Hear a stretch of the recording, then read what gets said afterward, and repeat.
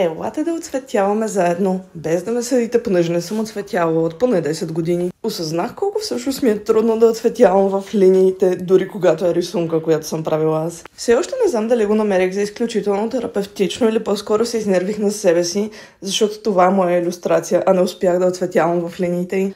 Всъщност това, което виждате да оцветявам в момента, е една от страниците в книгата ми за оцветяване, която ще излезе в началото на септември.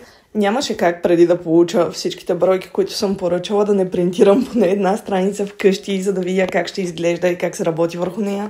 Трябваше също и да знам дали този размер работи за оцветяване, дали ще е лесно за всички, как точно ще изглежда. За момента съм доста доволна от това как изглежда. Размера на книгата ще бъде 20 на 20 см, тя ще бъде квадратна.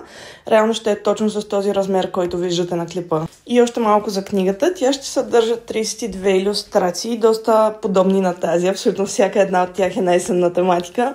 Преобладават духчетата. Съответно има някои по-интересни животни, които са направени по-есени.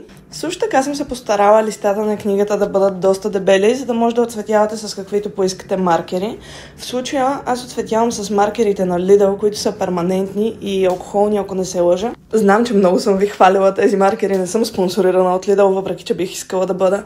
Знам, че не сте очаквали да го чуете от мен, но всъщност не съм много доволна от тях при оцветяването, специално на лист. Обожавам ги за оцветяване върху шринк пластмаса, но мисля, че блидват твърде много при оцветяването, което не ми харесва. Така че ако имате някои любими маркери за оцветяване, моля ви препоръчайте ми в коментарите, ако може такива, за които няма да трябва да си разбия касичката.